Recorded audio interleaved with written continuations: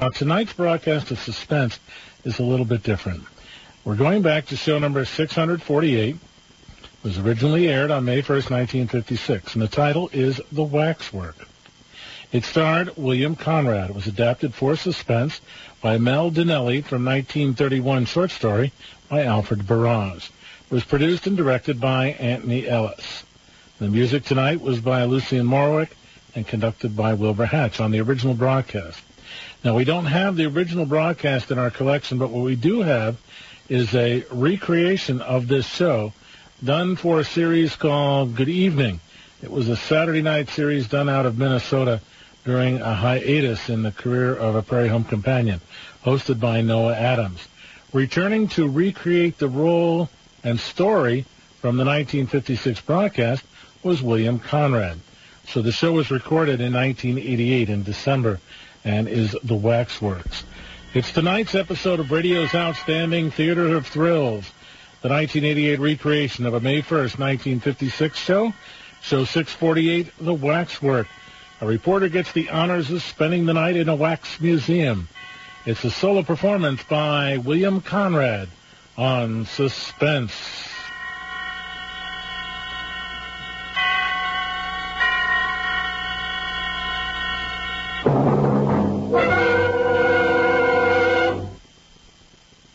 Going to take you back into the days of radio now. You may have noticed a somewhat large orchestra up here, and also something I always wanted to have in my room as a kid. Peter, hit that bass drum there just once. Just whack it. I want to hear it. And now the gong.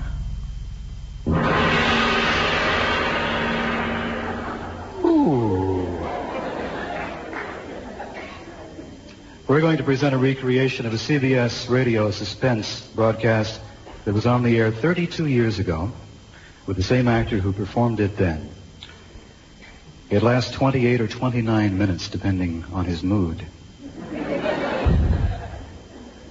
As the CBS announcer said on that evening, Suspense brings you what we feel is a particularly unusual and absorbing story. No actors other than Mr. William Conrad will appear in this presentation. He's going to do all the voices. So if the lights are down and you have somebody close by you can grab, we'll start this. It's a study in terror which has few equals. Now starring Mr. Conrad, here is tonight's suspense play by Mr. A.M. Burridge, The Waxwork.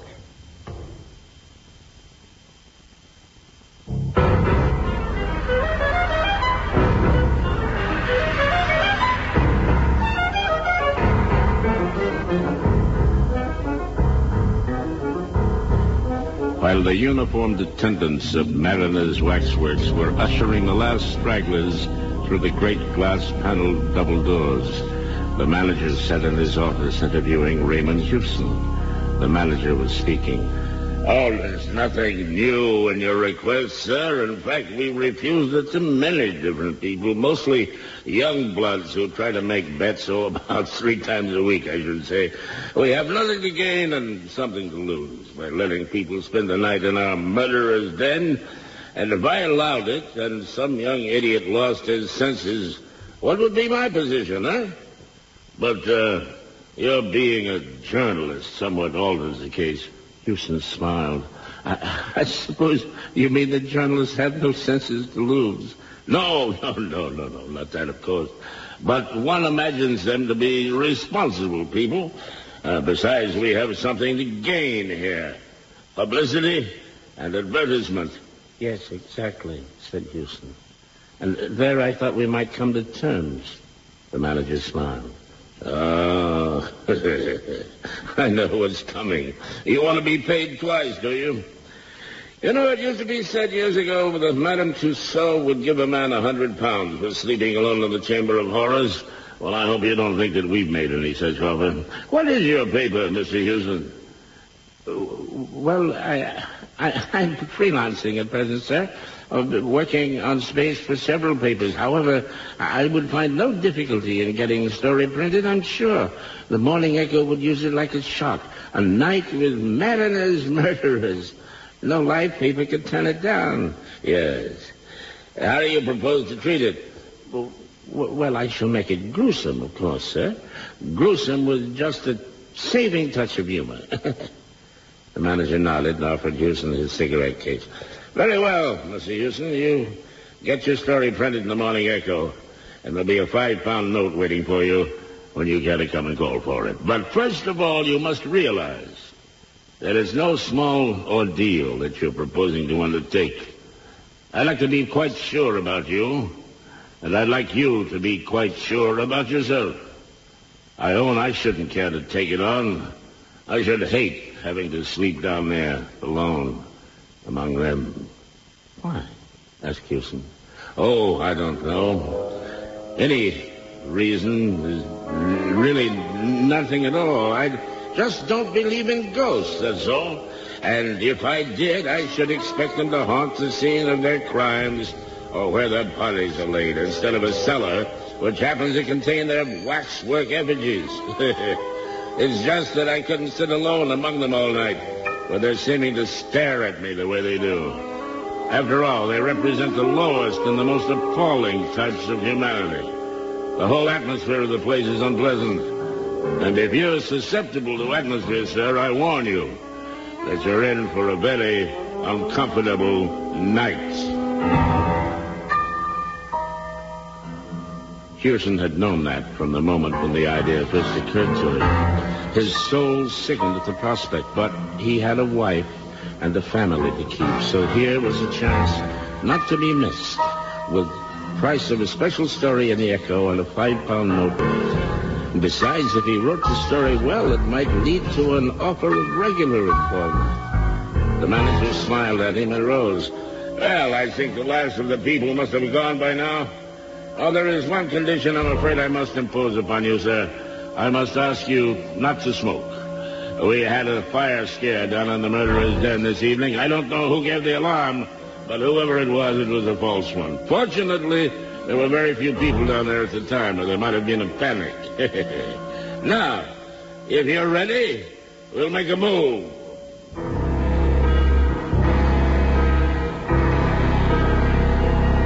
He led the way through an open barrier and down ill-lit stone stairs which conveyed a sinister impression of giving access to a dungeon. In a passage at the bottom were a few preliminary horrors, such as relics from the Inquisition, a rack taken from a medieval castle, branding irons, thumbscrews, and other mementos of man's cruelty to man. Beyond the passage was the murderer's den.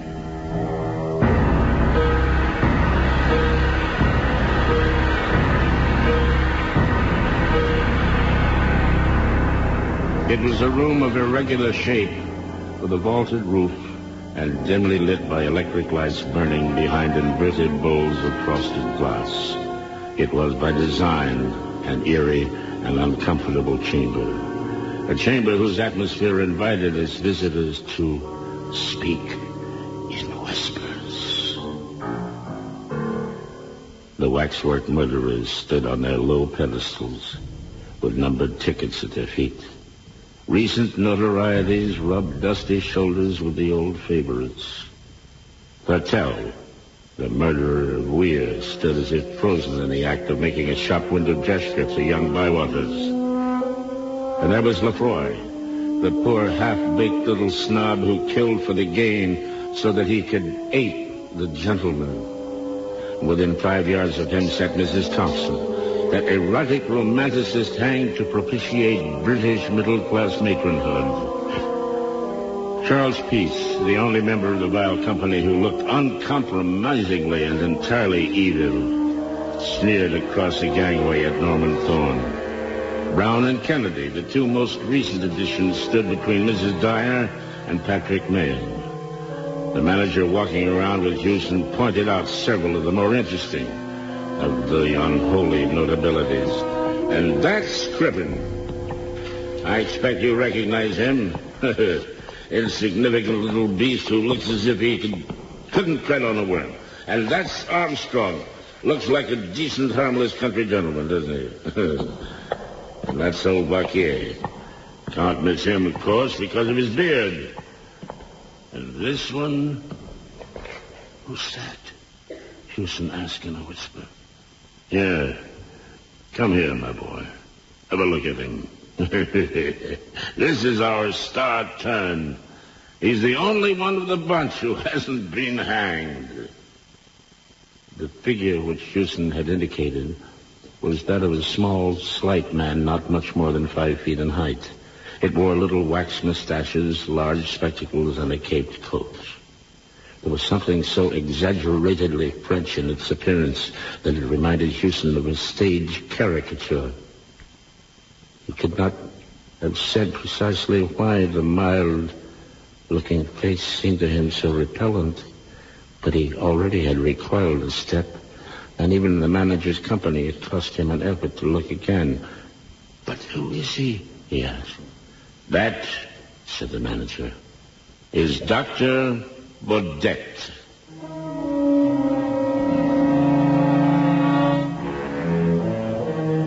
Houston shook his head doubtfully.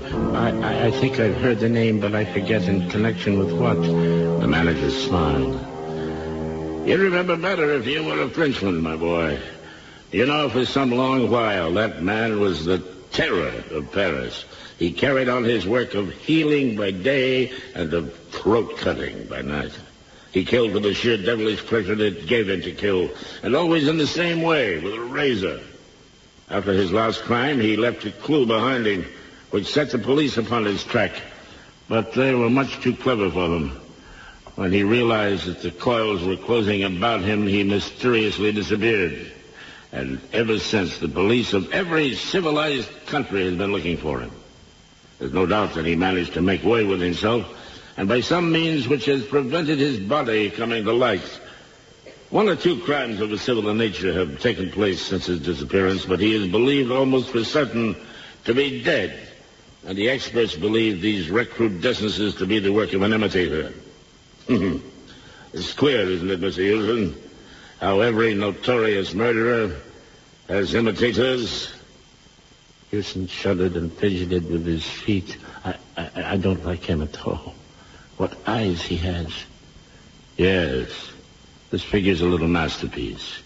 You'll find the eyes bite into you. That's excellent realism, then, for Baudette practiced mesmerism and was supposed to mesmerize his victims before dispatching them.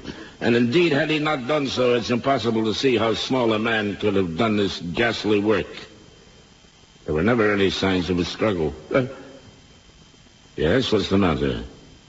Oh, nothing. I just thought I saw him move, said Houston with a catch in his voice. The manager smiled. Oh, you'll have more than one optical illusion before the night's over, I expect, sir. Well, I'm sorry I can't give you any more light because all the lights are on. For obvious reasons, we keep this place as gloomy as possible. Well, Mr. Houston, good night.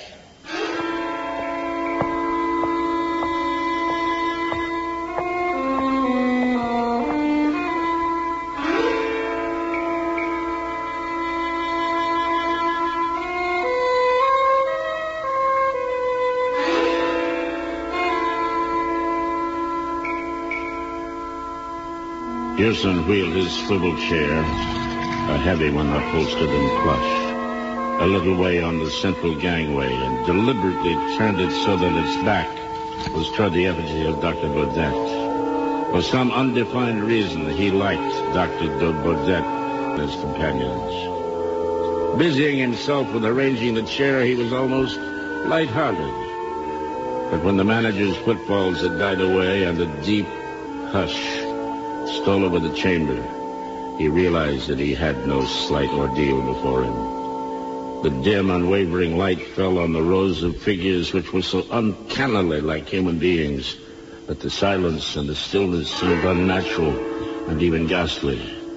He missed the sound of breathing, the rustling of clothes, the 101 minute noises one hears when even the deepest silence has fallen upon a crowd. And the air was as stagnant as water at the bottom of a standing pond. It must be like this at the bottom of the sea, he thought.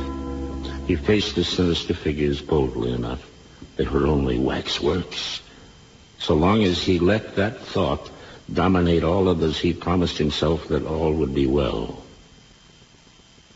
It did not, however, save him long from the discomfort occasioned by the waxen stare of Dr. Baudet, which he knew was directed upon him from behind. The eyes of the little Frenchman haunted and tormented him, and he itched with desire to turn and look. My nerves have already started, he thought, and another voice in his brain spoke to him. It's because you're afraid that you won't turn around and look at him. The two voices quarreled silently for a moment or two, and at last Hewson slewed his chair around just a little and looked behind him.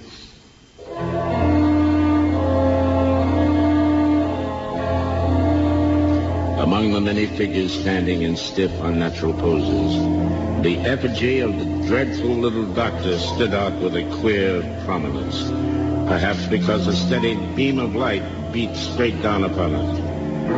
Hewson flinched before the parody of the mildness which some fiendishly skilled craftsman had managed to convey in wax, met the eyes for one agonized second, and then turned again to face the other direction.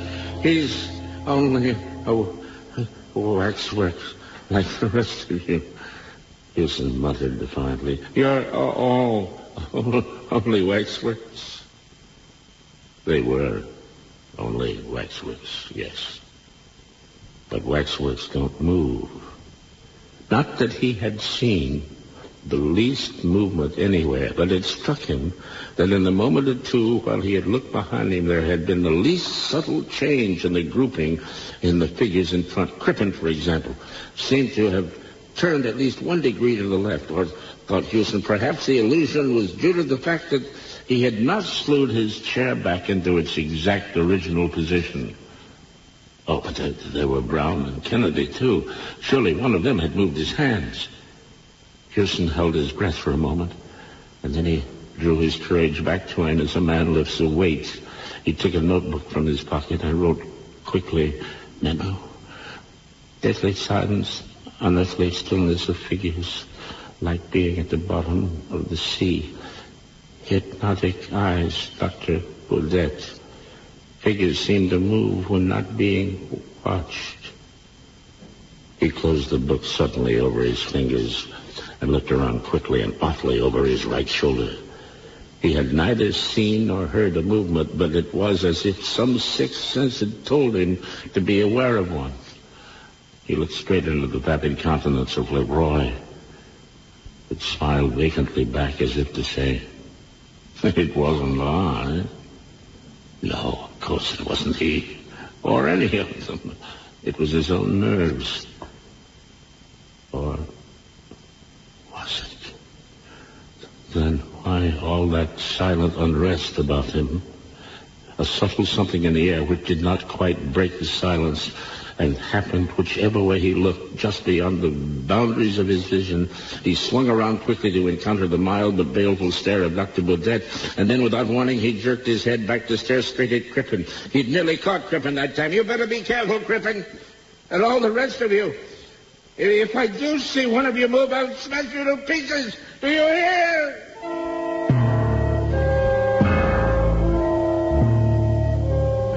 He ought to go, he told himself. Already he'd experienced enough to write the story, or 10 stories for the matter of that. Well, then why not go? The Morning Echo would be none the wiser as to how long he'd stayed, nor would it care so long as his story was a good one. Yes, but the manager, one never knew. Perhaps the manager would quibble over that 5-pound note which he needed so badly. He wondered if his wife were asleep or if she were lying awake and thinking of him. She'd laugh when he told her that he had imagined.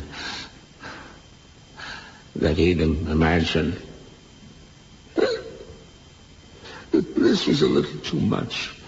It was bad enough that the waxwork effigies of murderers should move when they weren't being watched.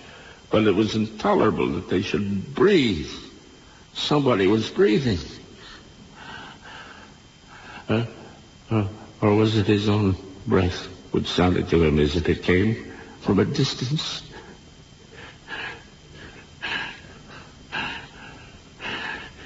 He sat rigid, listening, straining, until he exhaled with a long sigh.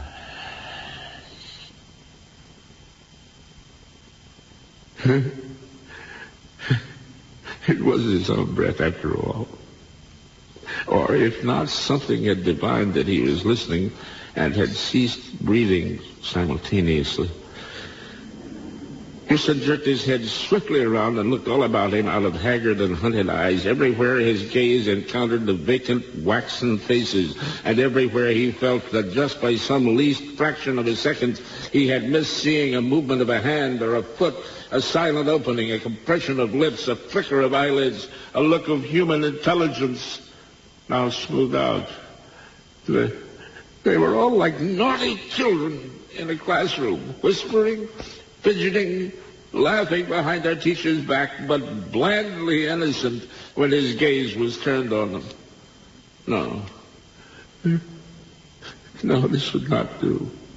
This distinctly would not do. He must clutch at something, grip with his mind upon something which belonged essentially to the workaday world, to the daylight London streets. He was Raymond Houston, an unsuccessful journalist, a living and breathing man, and these figures grouped around him were only dummies, so they could neither move nor whisper. What did it matter if they were supposed to be lifelike effigies of murderers? They were only made of wax and sawdust and stood there for the entertainment of morbid sightseers and thumb-sucking trippers. That was better. Now, what was that funny story which somebody had told him in the Falstaff pub yesterday?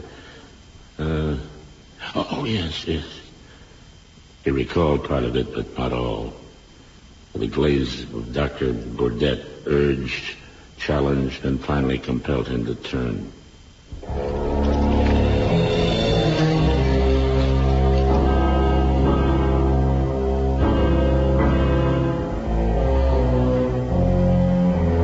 Houston half turned and then swung his chair so as to bring himself face to face with the wearer of those dreadful hypnotic eyes.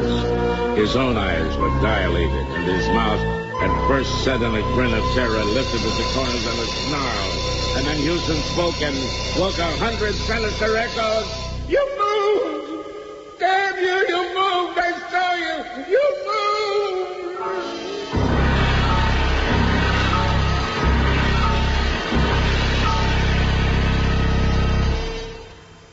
Then he sat quite still, staring straight before him, like a man found frozen in the Arctic snows.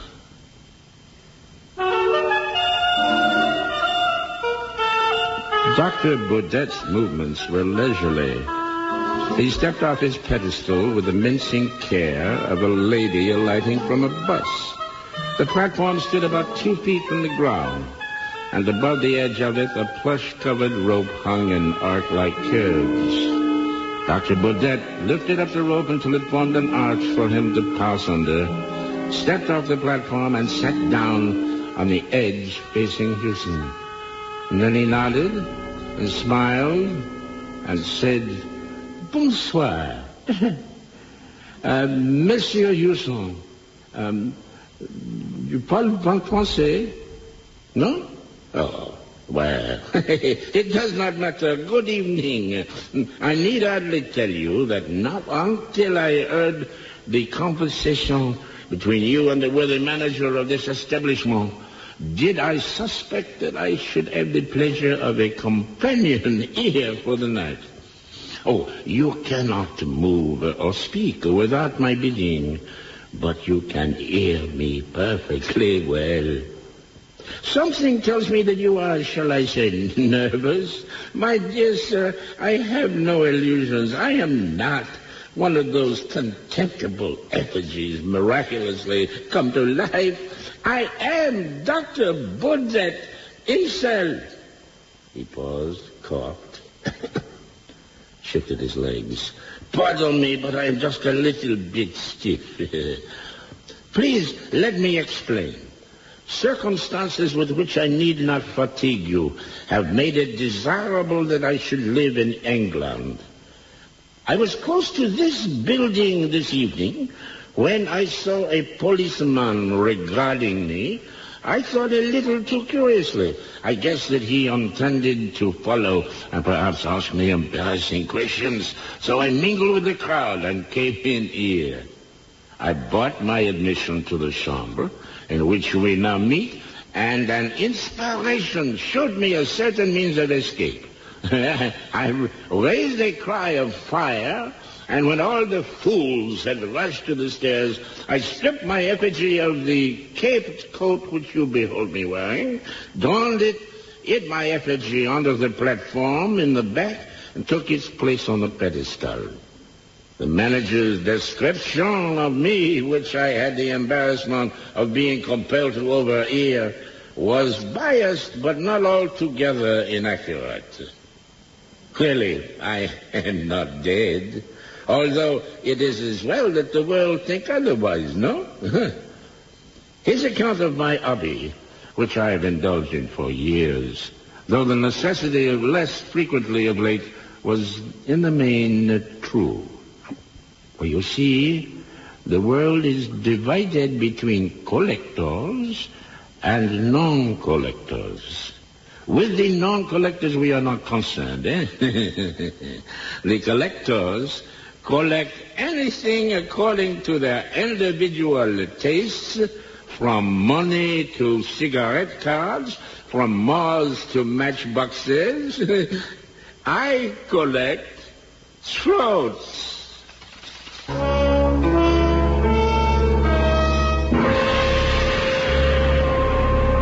He paused again and regarded Houston's throat with an interest mingled with disfavor.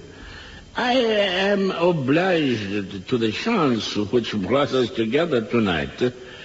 Perhaps it would seem ungrateful to complain. From motives of personal safety, my activities have been somewhat curtailed of late years, and I am glad of this opportunity of gratifying my somewhat unusual whim. But you, sir, you have such a skinny neck. If you will overlook a personal remark, I should never have selected you from choice. I like men with thick necks. Thick, red necks.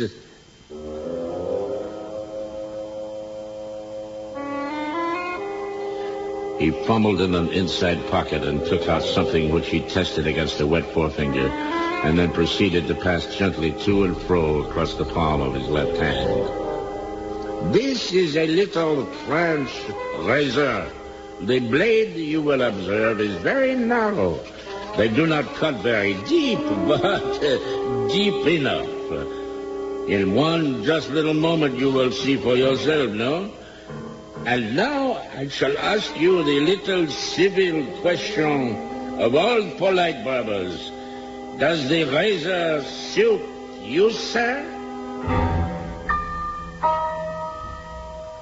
He rose up, a diminutive but menacing figure of evil, approached Houston with the silent, furtive step of a hunting panther.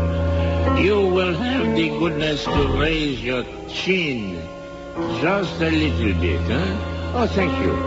No, just a little bit. Un soupçon more, huh? Thank you. Merci, monsieur. Merci. Ah, merci.